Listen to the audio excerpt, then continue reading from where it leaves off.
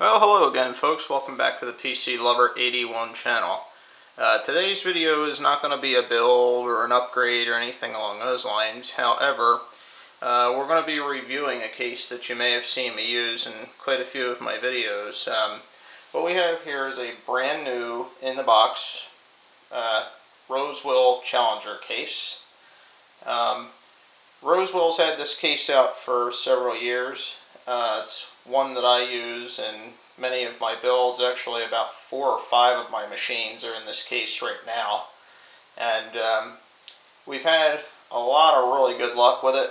It's been a big success. I mean, I used to be, prior to me getting this case, I was a big fan of the Leon Lee Metalbone K7 case, but this one seems to, in my opinion, do the job as well, if not better. And the best part of it is there was applicable discount of $10.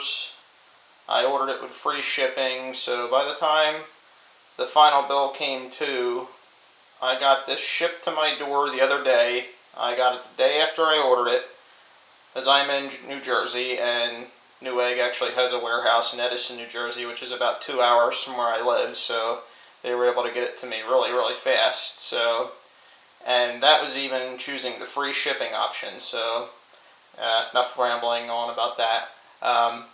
With the applicable discounts, this case shipped to my front door cost $42. So, in the next scene, we're actually going to have the case out of the box, and we'll go over some of the features and options that you have with it. Okay, now as you can see, this particular case is an ATX, what they call an ATX mid-tower. You can run your micro ATX boards, your regular ATX boards, and such in this case. There are, on the motherboard tray inside, there's actually spots where you can put your motherboard standoffs to, for whatever configuration you decide to use. So we're going to get a tape measure, and we're going to measure this just to give you an idea of the size of this case. Is about 17.5 inches high,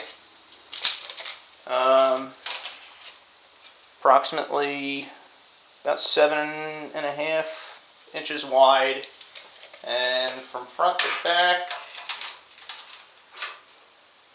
about 19 inches deep. Now, this particular case will accommodate, for those of you that have, a little bit of a gamer, maybe you run that Cooler Master Hyper 212 Evo CPU cooler like you've seen me use in some of my builds, that fits into this case with ease. Now, let's talk about some of the features. As you can see, up front here, you have, down here in this section, you have 2 3.5 inch bays for your card readers. Those of you that still use floppy drives, have the need to use floppy drives, you can put a floppy drive there, and such. 3 5.25 inch bays up here. Front panel. You have your power switch, a reset switch, hard drive LED, front panel audio, microphone jacks. This is an eSATA port if you have an external SATA drive. 2 USB ports. One thing I want to mention now with this case, this is a USB 2 version. There is a USB 3 version that's identical, except those USB 3 ports will be blue, as the USB 3 ports are. Up front you have, when this particular system is built, and this case is powered on, this fan here, this is a 120 millimeter intake fan. It lights up blue, pulls the air into the case. And that's one thing I want to talk about with this particular case that I really like. Airflow. The Leon Lee case that I ran prior to this for my main 8-core system, that 8-core chip ran fairly warm. In fact, even the chip I ran prior to that, which was a Phenom 2 X4 955, that ran warm in that Leon Lee case too. Now, when I switched over to this particular case, the temperatures dropped because the airflow was so much better. I think that coupled with the bigger cooler too. I switched over to that Cooler Master Hyper 212 Evo cooler too, so that probably helped. So, at any rate, just to talk about that, 120 millimeter cooling fan in the front. Up top, you have 140 millimeter cooling fan. I don't know if you can see that, but up here, we'll turn the case over a little bit so you can see it. And we'll be very careful. Right here, it's a 140 millimeter fan on the top for exhaust. And then we'll turn it around to the back here. Back here you have 120 millimeter exhaust fan. Now we're at the back of the case. Down there, as you can see, the hole uses a bottom mount power supply. Folks, I have never had a problem with any power supply mounting in there. It mounts just fine. And there's also a filter on the bottom which you can take out and clean every once in a while. I usually take mine out about once a month, clean it. So that all works well.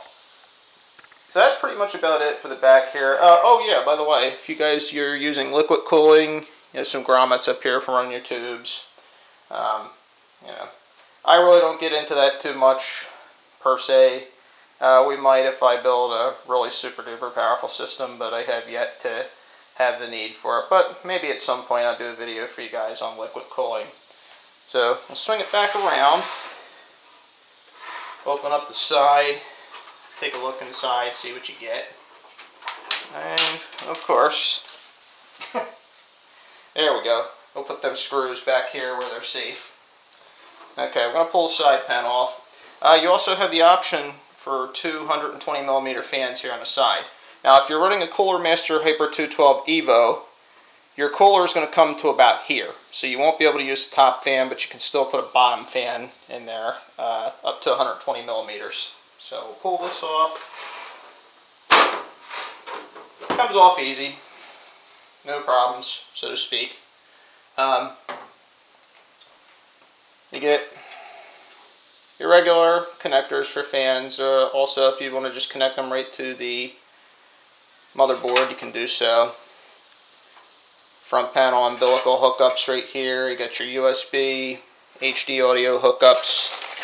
But all the hardware, they provide plenty of rails, motherboard standoffs, a case speaker, all that there in the bag.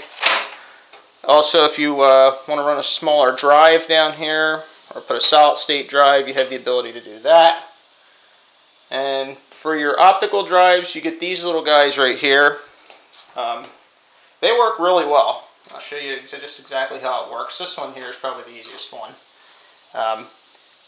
As you can see, these little nubs right here, there's one here, one here. They go right in the side of your optical drive. And you put it back up in here, twist it down, your optical drive's in place, it's locked, it's not going anywhere. And they are also on the other side as well. So that drive, once it's in there, not going anywhere. Back here in the back on the motherboard tray, you have a nice large square cutout designed into the motherboard tray so that if need be you have an aftermarket cooler, you have access. If you want to just leave the motherboard inside, you can remove your cooler and still leave the motherboard inside. This case, don't know if you guys can really see it, but you also have back in here, I can pull the back cover. Actually, let's do that. We'll pull the back cover so I can show you how the case has pretty good cable management too. So you guys like that sort of thing. Set that screw back there. Pull this cover off. Put him out of the way. And back in this area, we'll slide these guys up out of the way. Back here, some cable management here. So if you want to run your wiring and keep it neat, plenty of place where you can tie it off, keep it neat and clean, you have that option too. So let me put the covers back on. We'll come back to a final shot, and we'll call that just about it. Oh yeah, one more thing I wanted to mention in here. Like I said, you want to mount your solid state drive, you can do that. Also a couple rails on there as well. This rail system works really neat, and once it's in place, you can see it's not going anywhere, so it holds pretty tight. So we'll come back to the next shot. I have the case all back together, take one final look and some final comments, and then we'll call this video done. One other thing I wanted to mention before I put the case all back together. Over in here, this particular case, and this is another reason I can't believe I forgot this in the last scene.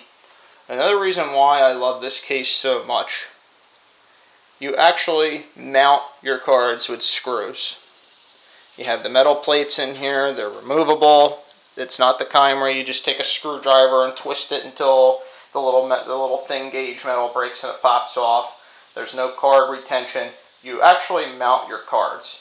And again, from the very smallest video cards I've used with these cases to the largest dual lane cards, works pretty well. The only thing I have noticed with this particular case that some of you gamers might not like too much is, you know, you're limited to a space of, your video card comes down that far, you've got maybe about 11 inches, of room. So you want to be very careful about how large of a video card you go with, but all in all, I mean, it's a really, really great case. So we'll come back to the final scene in just a sec. Let me get it all bolted back together, everything put back together, take one final look at it, and have some final comments. Okay, so anyway, this is going to be the final scene of the Rosewill Challenger review. Yeah, one thing I forgot to mention, just in case any of you need it, comes with a user's manual, and the case is wrapped up in plastic and very well packed in the box. After I get done with this review, I'm actually going to take this case, and that system I built in E-Machines case is actually going to be going in here. That purpose-built music system will be going in here. So at any rate, if I had to say my best rating on a particular item was 5 stars, I'd have to give this case 5 stars out of 5 stars. In my opinion, it beats the competition hands down. Now, the metal, I don't know. I've talked to a few other guys with my level of expertise that they think the metal's a little on the thin side, but I think it's just right. It's not too light. It's not too heavy. I mean, you don't want to feel like you're lifting a cinder block when you're moving a computer around if you have to transport it to a different room or whatever. But so it's easy to work with. There's plenty of room for upgrades. Flows the air really well. It's not overstated. I mean, you got the shiny black here on the front, right here around the front. The front bezel a little bit, but the rest of it, up here where the drives go, this is like a wire mesh type design, and the rest of the case is more or less like a matte black type finish, so it's really a nice looking case, and I've worked with it for several years now, and I've had not a problem with any of them, and this is one, like I said, comes with a USB. You can get a USB 3 version of the case, so that your front port's a USB 3 if you like that sort of thing, or you need it. And like I say, overall, this, in my opinion, is the best bang for the buck. I'm very surprised what the competition is offering out there. These guys, they really don't have any competition that can provide as good airflow as this particular case, and for the price, it can't be beat. So at any rate, that's PC Lover 81 channel's review on the Rosewill Challenger case. I hope you found this video informative, and there will be more exciting videos to come. Thanks for watching.